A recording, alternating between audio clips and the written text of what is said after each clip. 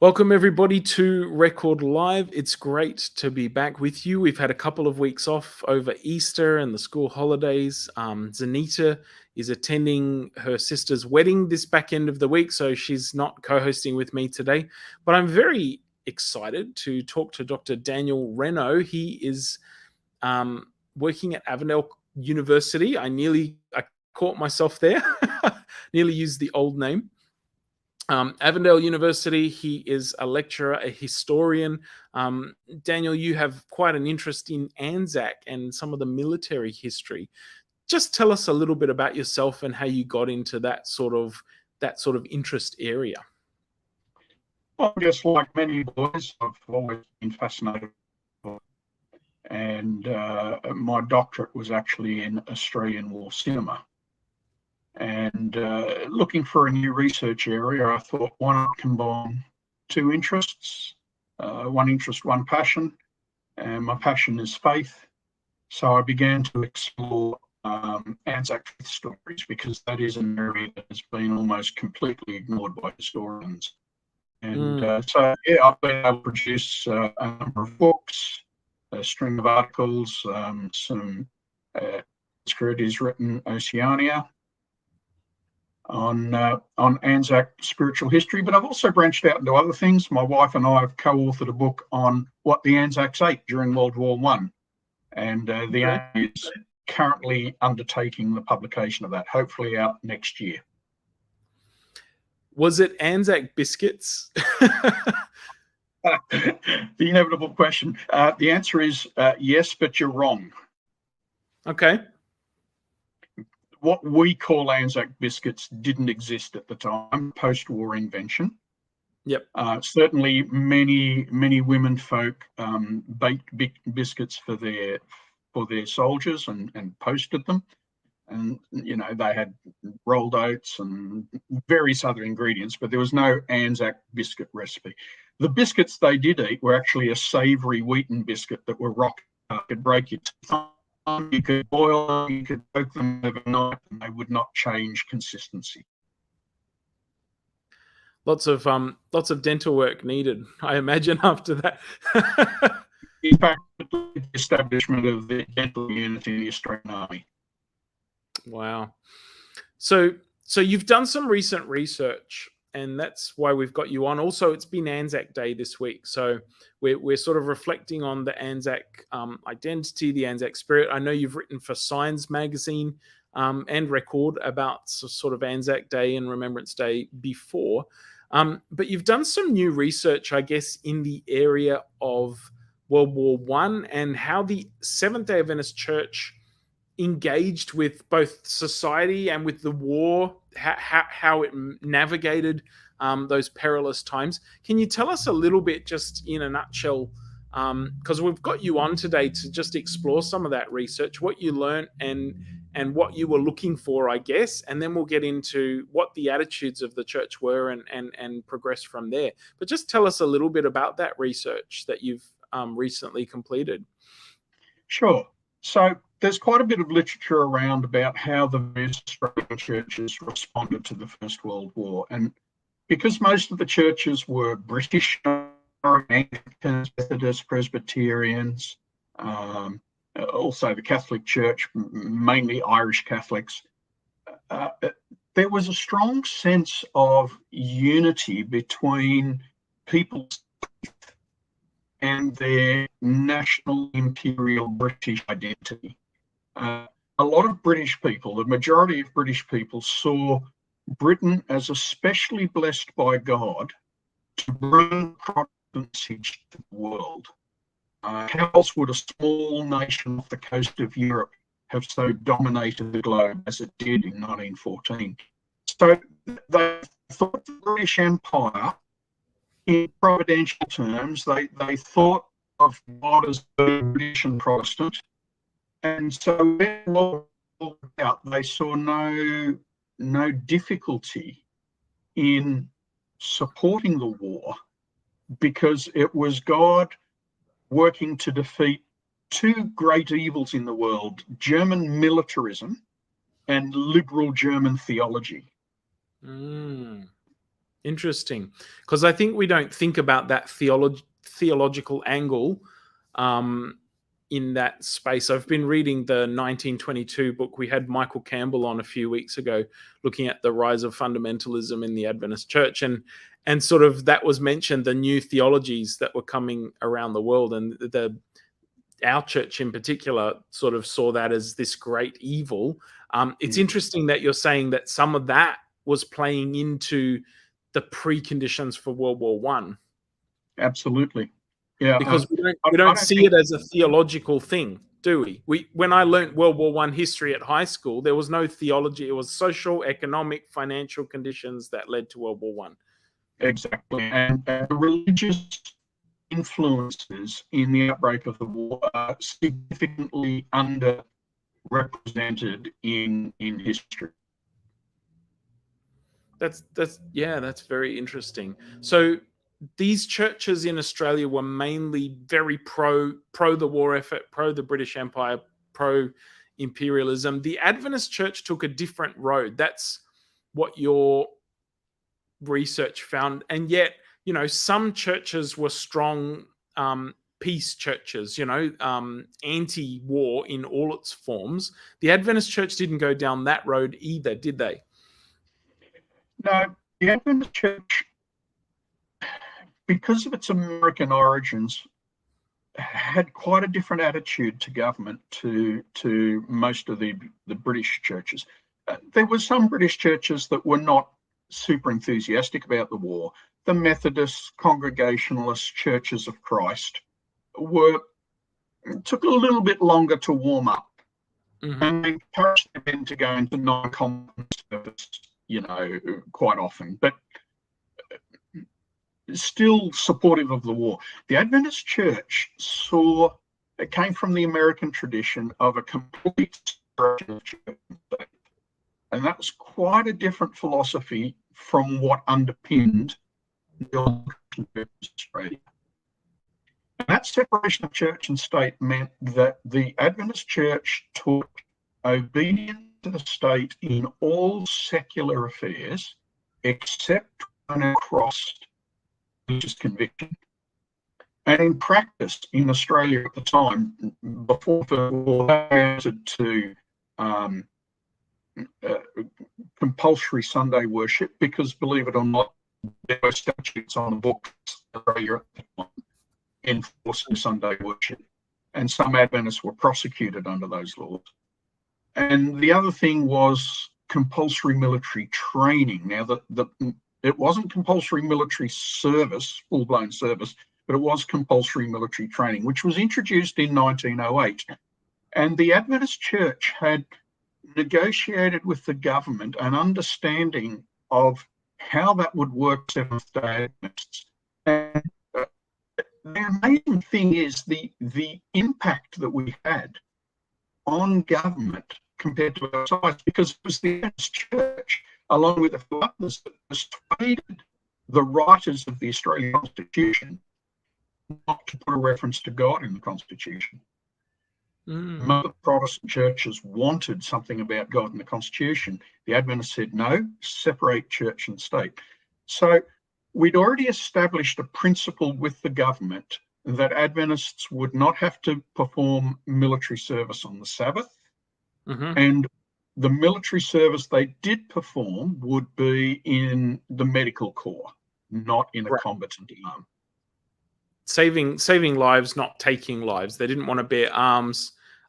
Do not kill, that commandment, and the Sabbath commandment it says as long as it didn't impact their religious involvement. For the Adventists, it seems the commandments were very much very clear to them, and they didn't want to mess with that.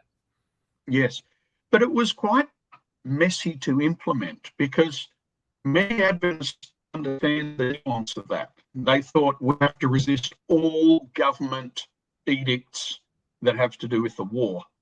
And so it was a bit of an extremist reaction. And leadership had to appeal through a series of articles and reprinting Ellen White articles. And she died in 1915, and reprinting some of her statements in 1917, saying it's extremism, we have to figure out what key principles are that we stand for and put them first and let the others fall back. I think that's a really important point for us to carry forward in our continuing engagement with government. And look, it's really simple. We don't kill, we keep the Sabbath. They didn't make a fuss about vegetarianism. They didn't make an issue of a whole range of other things. They might have. They said, no, these are the key principles, and that's what we'll stand for. And the government, I know there's a guy that used to work in the communications in Europe, Victor Holbert, did some work on the conscientious objectors in Britain, and they got quite badly treated. They were thrown into prison. There was some persecution that happened, and it was not really well received. But it seems like from some of your research that I've managed to get through, the government responded better in Australia and New Zealand than it did in Europe. Can you just tell us a little bit about that? Why did they respond more favorably than, say, other governments around the world? Okay, so for a start, the British have always upheld a tradition of respect for individual conscience. And that was a byproduct of the end of the English Civil War, the Restoration period, where the church was entrenched in layers of government, but there was a kind of tolerable and conformist, the Puritan groups. So even in Britain, the treatment of conscientious objectors was comparatively mild. In Europe, of course, where the war was actually being conducted, conscientious objectors often had a difficult time. Now, Australia was particularly fortunate in that despite the best efforts of Prime Minister Billy Hughes to introduce conscription, the Australian Imperial Force, the AIF, was a purely voluntary force for the entire war. So, conscientious objection didn't really apply because you had to volunteer to get in there in the first place. And if you volunteered, obviously you didn't object. Right. Yep. That makes sense. So, in fact, we were slightly more fortunate than our New Zealand cousins because the Australian government was more understanding than the New Zealand government. In New Zealand, the rule was your church had to have a formal statement of pacifism or of non-combatant policy. And of course, in 1914, the Adventist Church didn't have a creed. They didn't have 28 fundamentals. And so the government took several years to be persuaded that the Adventist Church was a non-combatant church. Wow. Okay. So it was slightly different across Australia and New Zealand. So there were New Zealanders who were imprisoned, who suffered, various levels of persecution. Unordained ministers were conscripted because they weren't ordained. So there were more difficulties in New Zealand. We were very fortunate in that while Hughes was a very aggressive personality, he thrived on conflict. He believed conflict was at the center of human existence. He put on some pretty powerful institutions, including the Catholic Church. He loved butting heads. He was away the crucial months in 1916 when some of these issues were worked out. And his deputy was Senator Pearce, who was the Minister of Defence. Now, Senator Pearce was West Congregationalist in South Australia. And Jared, you would know that South Australia has a strong history of nonconformism. Yes. And while he wasn't, a practicing nonconformist anymore, he intuited all the concepts. And so the Adventist Church's stand felt familiar to him. And he made a number of very generous statements toward Adventists. He said, I will treat you the way I would want to be treated if I was an Adventist. And then Adventist leaders like A.W. Anderson, who was the religious liberties director, said, an Adventist will obey all the rules of government except those that contradict the laws of God. Pierce replied, that is the only behaviour that a Christian could have. So we actually had a very sympathetic ear in the government. Yeah. And sorry? Well, when you hear things like that, you really, I don't know, at least for me, it makes me think God was looking out for his people at that time, like setting up, putting people in place that had that background, that had that history, that, while things were tough, they weren't as tough as they could have been, because it seems like the situation had been set up, as you said, with the pushing back against the, even pushing back against including God in the Constitution, the separation of church and state. Some of those things were in place. They were there in the DNA already before we got to the point where we needed, the crunch time, as they say. It was already set up for us in some senses. Yes. So, the Adventist Church in Australia, and I emphasise in Australia because it was different in other places, was very fortunate to have a sympathetic and wise and principled politician in much of that area, and also some very wise Adventist leaders. A.W. Anderson was the most responsible for these negotiations. Of course, that church did modify its behaviour in response to the war. It wasn't just let's charge on. At the start of the war, the Adventist Church, pretty well the only church, published aggressively anti-war statements, saying, this is total evil, nothing good can come of it. Other churches were going, this will purify the world of sin, and this will lead to a big revival, and this will lead to truer religion. The Adventist Church said, no, this is nothing more than another demonstration of sin at work in the world. It's not again, it's not the end of the world and the advent of Jesus. It's just a sinful world gone wrong. And that was really unusual because the government very quickly had introduced a law banning any kind of anti-war talk. And it wasn't until early 1916 the Adventist Church kind of toned down that anti-war rhetoric.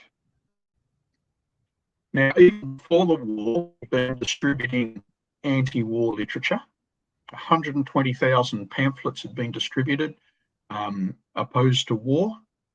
And when war actually broke out in August 1914, the church decided diplomatically to stop distributing that. They would wait till war hysteria had died down. Of course, that didn't happen for years. So the Adventist Church didn't just barge on.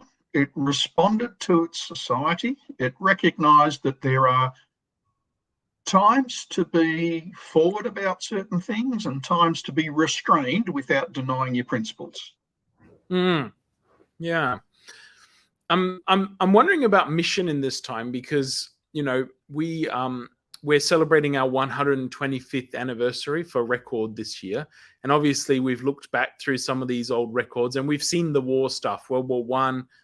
We're about up to World War II in tracking through at the moment, and you see some of the attitudes or the reports, but often they're reports around mission.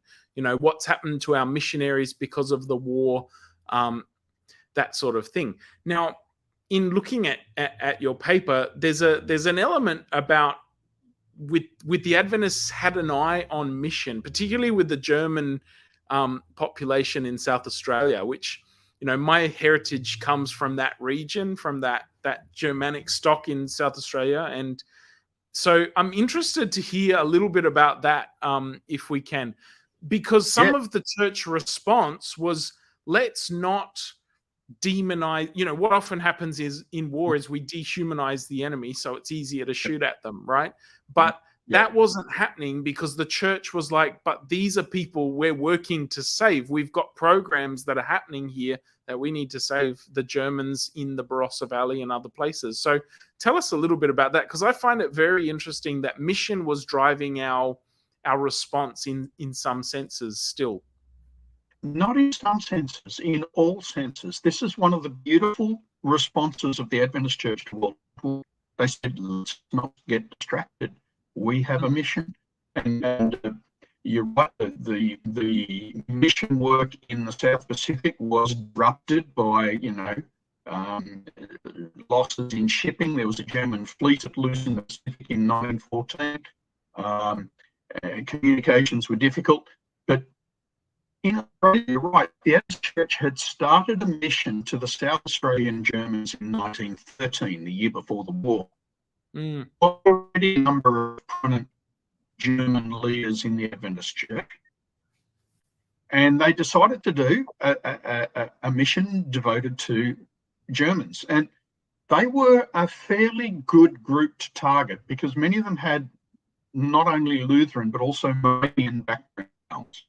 The Moravian Church had a lot in common with the roots of the Seventh-day Adventist Church. Yeah. And so it made evangelism easier because there were these core values and worldviews that were shared.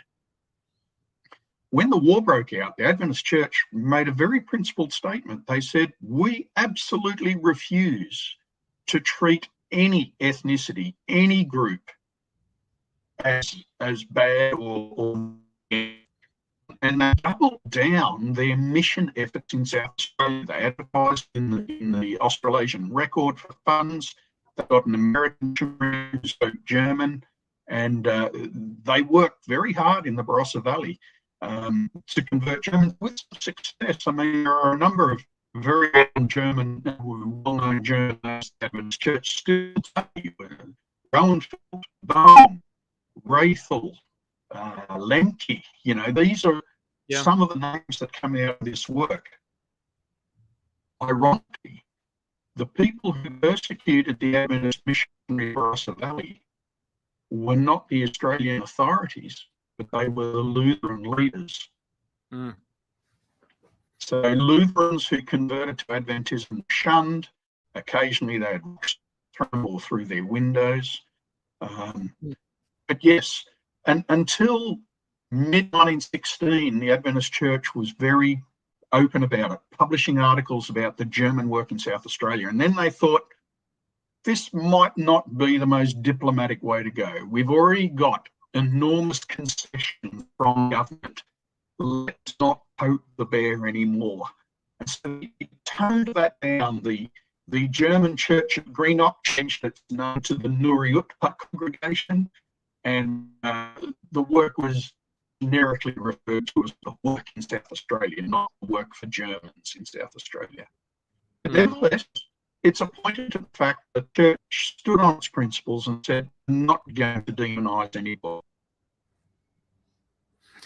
Yeah, because at this point, I believe the Germans were put in concentration camps, some of them in Australia, which is this thing that not a lot of people know. A lot of the towns in South Australia got their names changed from German names to English names because they just wanted to erase that German influence or protect the country from espionage and all sorts of things. But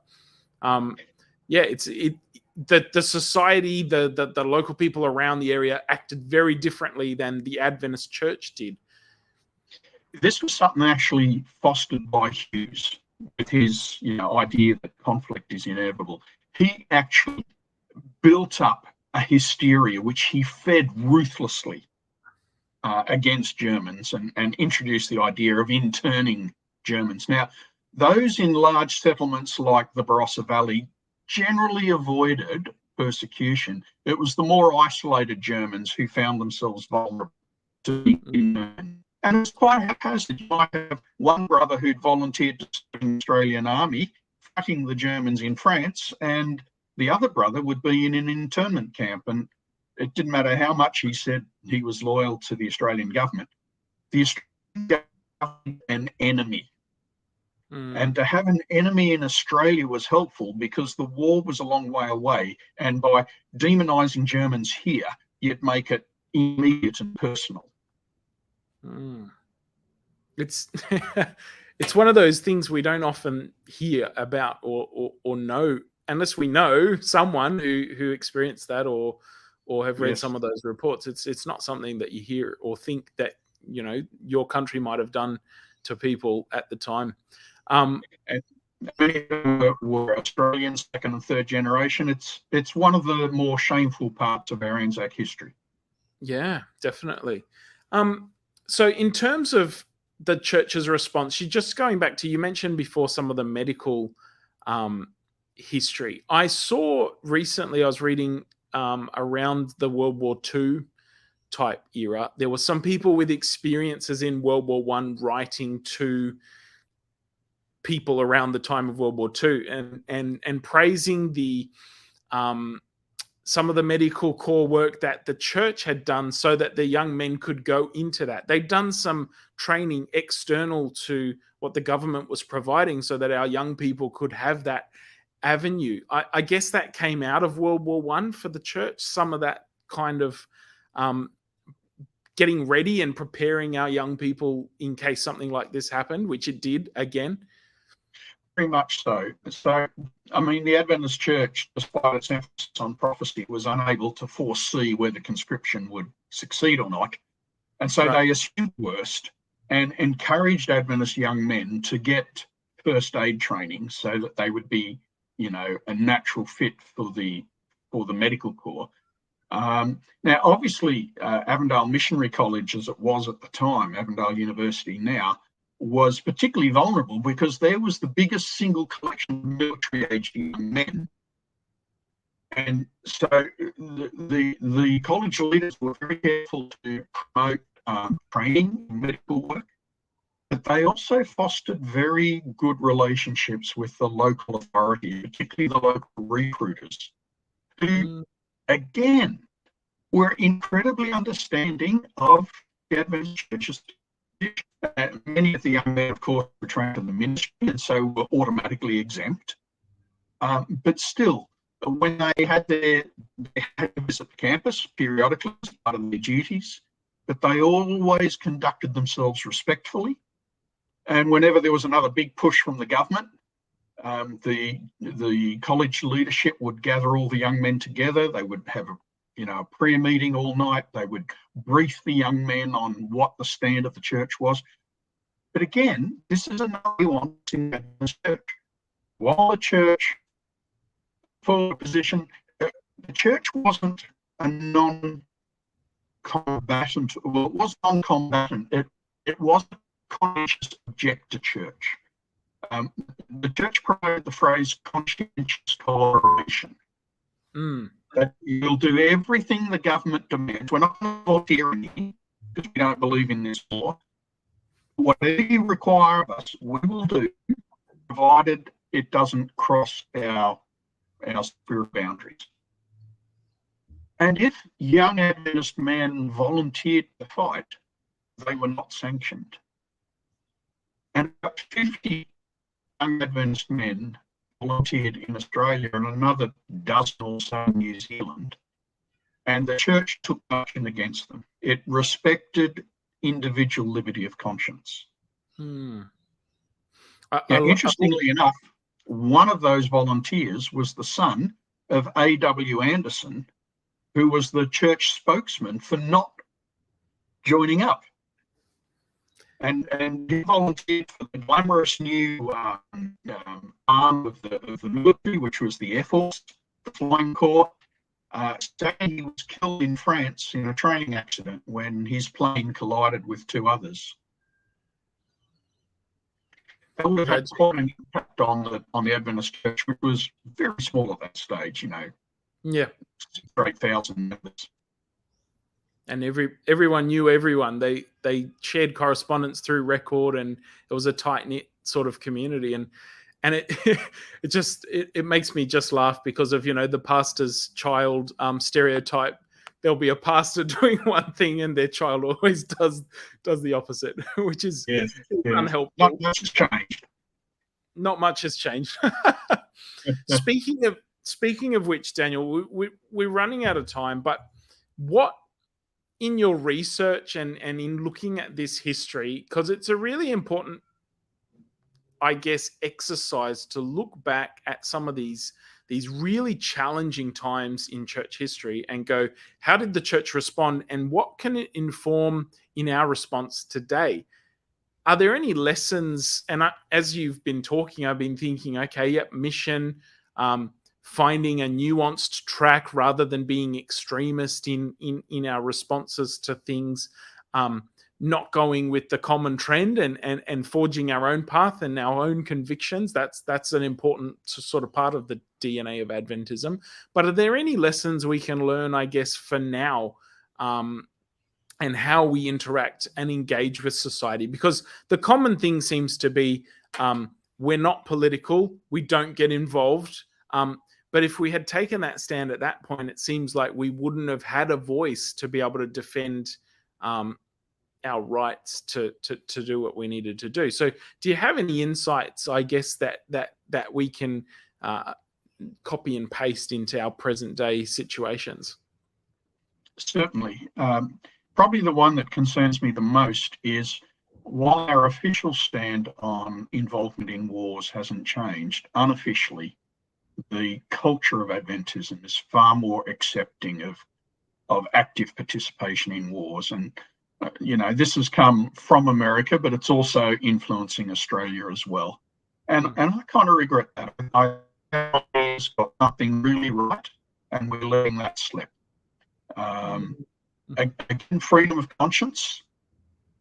We're far more tolerant of involvement in military. We're far more we're far less clear of the distinction between church and state, and it might be small things, and you go, well, it's a big deal, and it's not a big deal. But there was a time where we didn't have Australian flags in Adventist churches. Not that there's anything wrong with having a flag in a church, but just we're making a statement that our Australian identity is subordinate to our identity in Christ. And when we start dragging national symbols and national holidays and national this and that into church, we begin to muddy the distinction between what belongs to the church and what belongs to the state. Now, I say that with respect, but I think we need to be really careful about how we engage with secular society and its concerns, and how that appears in what we do as a church. So that's the first thing. Next is, we've got a lot to learn from them in how to respond to crises. I think the church as an organisation does fairly well, but as individuals, I see high levels of, various kinds of extremism. Either we're all for the government, we're all against the government. If the government said, I'm opposed, or this is what the government's asking us to do, let's just do it. Obviously I've got COVID in the back of my mind, but there are a whole range of other issues that we could be responding to. And we need to go back to first principles. What are our first principles? Let's put those as our priorities, and let's seek to have the lesser things not become a barrier to our communication of the gospel to our community. It requires thought. It can't be a gut reaction. It's not, and it's not black and white. But it does require the best of us in thinking through what are the key issues here. And the key issues are to bring the gospel to Australians, to New Zealanders, to the South Pacific. That's our mission. How can we best do that? And so, yeah, let's learn from our forebears and see if we can match their wisdom. So in a nutshell, we're going about our weeks. We've listened to this conversation. Something practical we can take away, or something you'd like to see us live out in our faith that you've learnt from, or perhaps something you've learnt about your faith from studying this time in history and some of our earlier, our forebears in the faith? What's something we can take away this week? Look, I would say again, first principles. What are we called to do? Mm-hmm. Who are we called to be? Who do we represent? We represent Jesus. What is his key message? It is a message of love. It's a message of grace. It's a message of forgiveness and redemption. It's a message of turning away from what's evil towards what's good. And we need to let the lesser things fall away as we foreground the character of Christ to our community. Good words to live by. Thank you, Dr. Reynaud. It's been a pleasure to have you on today, and thank you for your research and continuing to, I guess, rediscover some of these interesting areas of our church's history and refocus us, I guess, on the important things in our faith and how they can impact our life. So yeah, really appreciate you joining us on Record Live this week. Thank you to those watching, and God bless you. Thank you. I've enjoyed it.